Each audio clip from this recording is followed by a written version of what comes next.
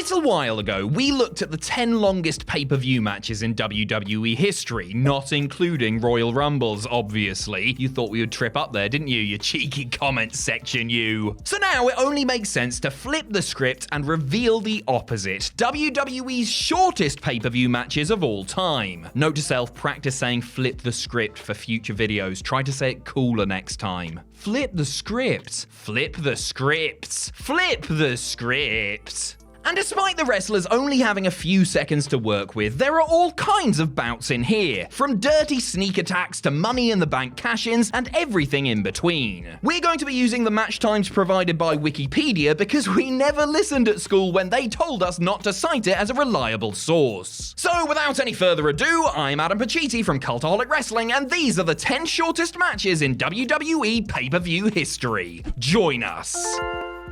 Number 10, Daniel Bryan vs. Sheamus at WrestleMania 28. We're starting this off with a classic of the genre, and possibly the most infamous short match in WWE history. A simple length of time can mean so much more in the context of professional wrestling. You have 3 seconds to escape a pinfall attempt, 5 seconds to break an illegal hold, and 10 seconds to beat the referee's count. A 60-minute time limit usually signifies an Iron Man match, and 24 days is the length of a standard WrestleMania pay-per-view. Say the phrase 18 seconds to a WWE fan, and they will recognize the significance of that too. That's how long it took Sheamus to dethrone Daniel Bryan at WrestleMania 28, one of the worst received booking decisions in company history. This match was WWE's idea of a fan favorite versus, well, the fans' idea of a fan favorite. And there's only ever going to be one winner there. The match consisted of Bryan stalling, turning to receive a good luck kiss from AJ Lee, and walking straight into a brogue kick for the immediate title change. This sparked an explosion of fan rage, one so intense and sustained that it somehow propelled Bryan through the glass ceiling 2 years later. So, in a weird way, it was sort of for the best.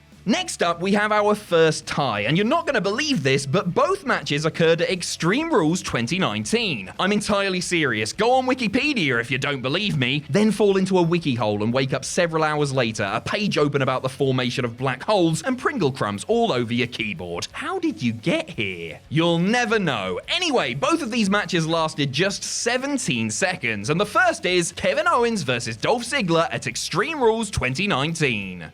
This wasn't even advertised prior to the show, and there's not a great deal to talk about. Owens came out, hit Ziggler with a quick stunner, and picked up the immediate victory. He was in the midst of a feud with Shane McMahon and clearly didn't have time to worry about poor old Dolph. Thankfully, the other 17-second match had slightly more backstory. It's time for Seth Rollins vs. Brock Lesnar at Extreme Rules 2019.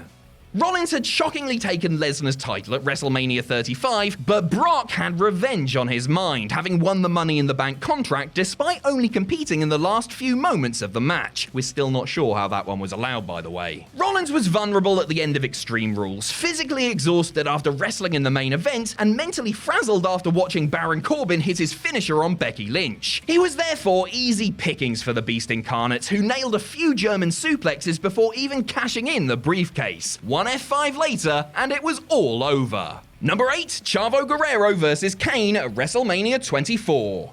WrestleMania 24 was a stacked affair, a card so big that WWE threw Cena, Orton, and Triple H in the same match and didn't bat an eyelid. The main event was a titanic clash between Edge and The Undertaker, Ric Flair made his final stand against Shawn Michaels, and Big Show took on Floyd Mayweather in one of the best received celebrity matches on record. That may not even go down as the most bizarre fight of Floyd's career, by the way, as at the time of recording, he's set to take on popular YouTube man Logan Paul. I did ask them to make it a triple threat, still waiting on a reply. Get back to me when you can, Floydy. With this Mania so full of huge matchups, something on the card had to give. That something was the ECW title match between reigning champion Chavo Guerrero and plucky underdog Kane. There's not a lot to report here. Kane won a pre-show battle royal to become #1 contender before surprising Chavo from under the ring, hitting a single chokeslam and winning the match. It sort of summed up WWE's lack of interest in really keeping the ECW brand alive at this stage, although no more than, say, Vince McMahon winning the belt. But it's only the second fastest bout in WrestleMania history. More on that later.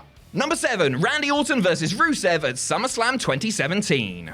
Since he popped up in AEW, Miro's booking has frustrated many fans of the promotion. Although there's always time for a push in the near future, at the moment the Bulgarian brute seems to have forgotten his previous interests, destroying other wrestlers and pursuing championships. Our theory is that maybe his competitive fire was extinguished back in WWE somewhere between losing his WrestleMania debut to John Cena and losing his wife to Bobby Lashley. Yes, the man formerly known as Rusev must go down alongside the likes of Zack Ryder and Damien Sandow, WWE superstars who seem to have been deliberately held back for daring to get themselves over. Because no matter how much the fans got behind Rusev, you just knew another momentum-draining defeat was around the corner. The most straightforward of these came at SummerSlam 2017, where Rusev issued an open challenge. This was answered by Randy Orton, and although our hero got the upper hand by attacking the Viper during his entrance, he fell victim to an instant RKO. Curiously, this is just the first of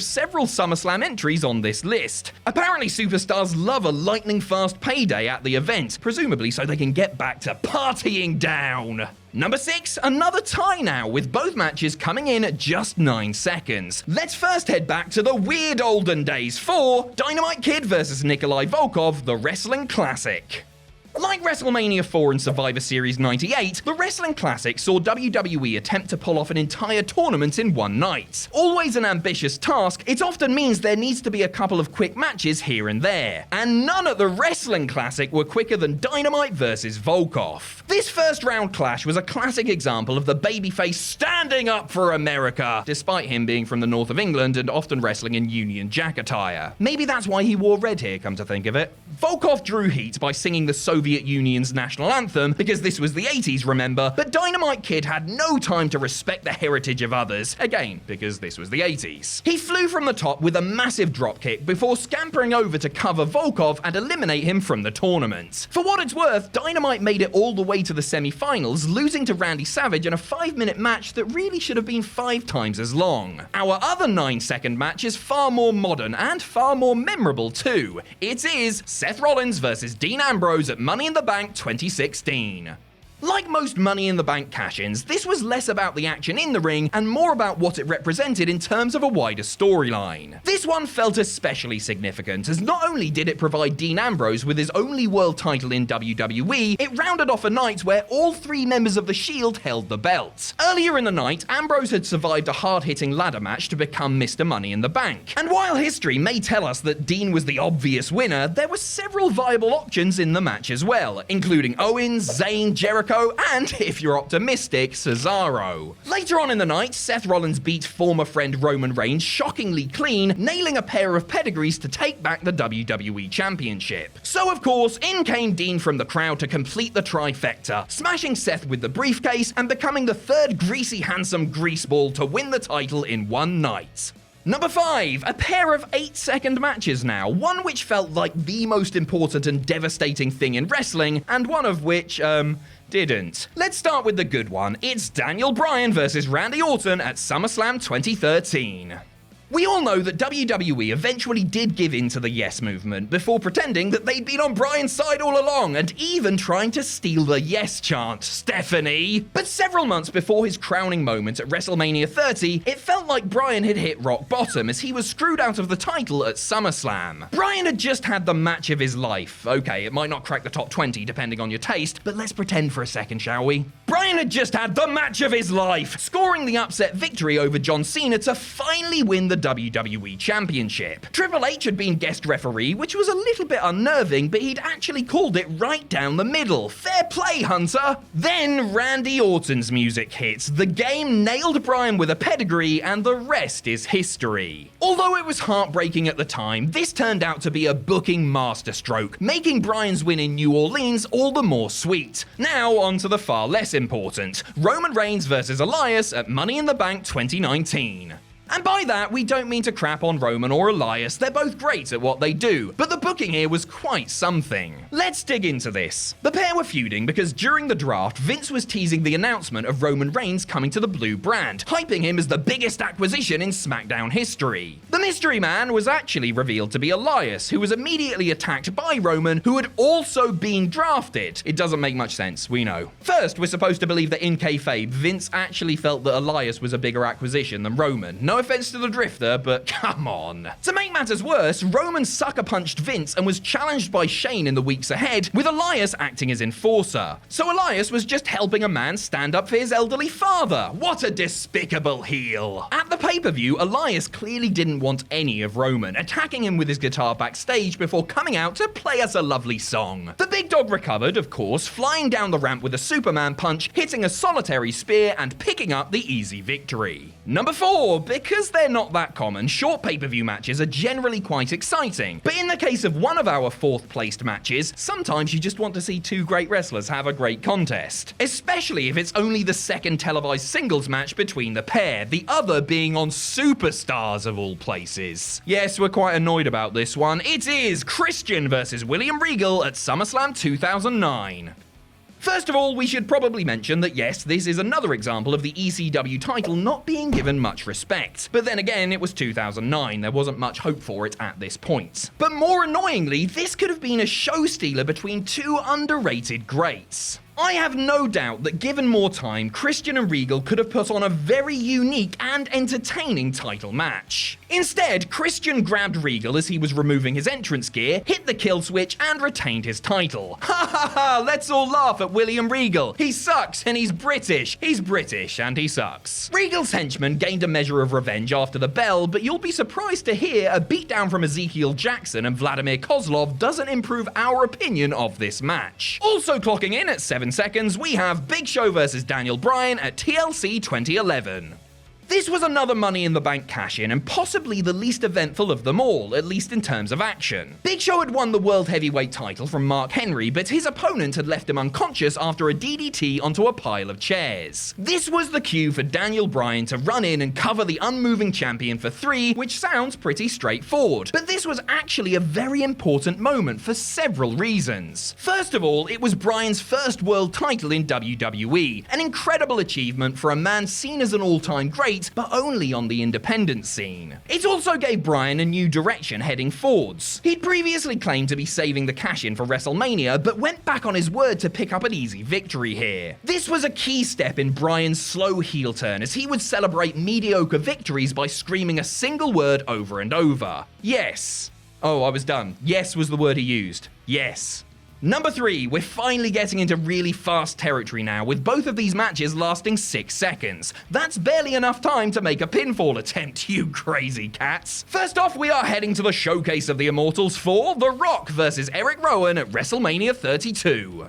We've seen some incredible send-offs at WrestleMania, most notably Ric Flair in 2008 and Shawn Michaels in 2010. They were perfect moments at the end of perfect matches and flawlessly encapsulated the legendary careers of both men. Then Flair wrestled several more matches for TNA and Shawn got on a plane to Saudi Arabia. Add in the disappointing end of Kurt Angle's career at the hands of Baron Corbin, and we're starting to think that Mania retirements aren't all they're cracked up to be. So hats off to The Rock, because at the time of recording, his last match was a 6-second squash over a younger superstar. That's the way to do it, Dwayne, you big carny. Rocky took to the ring at WrestleMania 32 to announce the new attendance record, but was interrupted by the Wyatt family. He then called any one of them out, seemingly not knowing any of their names, and hit Rowan with an immediate rock bottom for the win. Cena came down to help him clear the ring afterwards, and that was pretty much it. Don't come back and wrestle Roman, Rock. Go out on a win! But that wasn't the only 6-second pay-per-view match, as a couple of years later we got Jeff Hardy versus Shinsuke Nakamura at Extreme Rules 2018. This one came out of the blue and possibly only happened because WWE had booked a 10-match show with a 30-minute Iron Man main event. So if they needed to save time, what better candidate than the poor old US Championship? At least the match did serve some sort of purpose, reminding us that Nakamura liked to hit people in the balls. He did that just before the bell, the referee allowed the match to begin for some reason, and Shinsuke won in seconds. Orton then crashed the celebrations, staring down Nakamura before instead attacking Jeff, turning heel for the first time in a couple of years and building to a Hell in a Cell match between the two. As for Shinsuke, you might be wondering why WWE needed to hotshot the US title onto him so quickly. Well, he held it for 6 months and did very little with it before dropping it to Rusev on Christmas Day. So the jury's still out on that one. Number 2, CM Punk vs Alberto Del Rio at SummerSlam 2011. CM Punk used to be really indie because he liked wearing basketball shorts and having stupidly long matches in high school gyms. So it was sad to see what he'd become in 2011, wearing proper wrestling gear and having a 5-second match in a packed Staples Center. You disgusting sellout, Phil. Now, to be fair to Punk, he probably didn't want the match to go this way, or even happen at all. Having proven himself the real WWE champion by beating John Cena a second time, Punk seemed to be finally on top of the wrestling world. Then, as is always the case, his dreams were ended by Kevin Nash. Yes, Nash hit the ring in a twist that still doesn't quite make sense, powerbombing Punk and leaving him at the mercy of Alberto Del Rio. A quick cash-in later, and the summer of Punk had truly gone off the rails. How did you mess this one up, Vince? Number 1, so we've made it, and it's now time to talk about the 2 fastest pay-per-view matches in WWE history, both clocking in at an astounding 3 seconds. Can we start checking the speed of these referees, please? The first was part of a one-night tournament booked by Vince Russo, so this should be easy to explain. Let's dive in and take a look at The Rock vs the Big Boss Man at Survivor Series 1998. Okay, so here's what happened. Vince McMahon and his corporation buddies really wanted to stop Rock and Austin from winning this tournament for the vacant title. So far, so good. Earlier in the night, Big Boss Man had already softened up Austin, deliberately losing via DQ to weaken the Texas Rattlesnake ahead of his semi-final with Mankind. Mankind won and everything was going to plan for Vince & Co. The Rock was supposed to face Triple H in his first round match, but he was injured and therefore replaced with the already eliminated Boss Man. But that's okay, we're still following along. The Rock immediately rolled up Boss Man for the instant 3 count, which explains its place on this list, but not the full story. Rocky reached the final against Mankind, where it was revealed that he'd been working with Vince and the corporation all along, the monster. So when he rolled up Boss Man at the start of their match, we can assume that it was all pre-planned between the two, giving Rock the easiest passage to the next round. 2 wrestlers working out the events of a match beforehand? It's just not right. But of course, it isn't the only 3-second match we've got to talk about here. You will be delighted to know that our big finale is, Santino Marella versus Beth Phoenix at Backlash 2009. The Miss WrestleMania Battle Royal is remembered for all the wrong reasons. The huge time-wasting Kid Rock concert to kick things off, the lack of a real structure, and the fact that the only women's match on the show was won by Santino Marella in a wig. Santina last eliminated Beth Phoenix, but don't worry, because she would obviously get her revenge, right? Now, I still can't make sense of what happened at the next pay-per-view, so I'll just recap it for you and get out of here. Be warned, it's very stupid. Santina hit the ring at Backlash and was interrupted by a very horny Great Khali. So far, so awful. Santina refused his advances, claiming to love another man, Jim Ross, who seemed delighted to be part of the proceedings. Beth Phoenix then came to the ring and challenged Santina for the Miss WrestleMania crown. Khali smacked her across the head, and Santina covered her unconscious body for the win. Isn't professional wrestling great? Thanks for watching.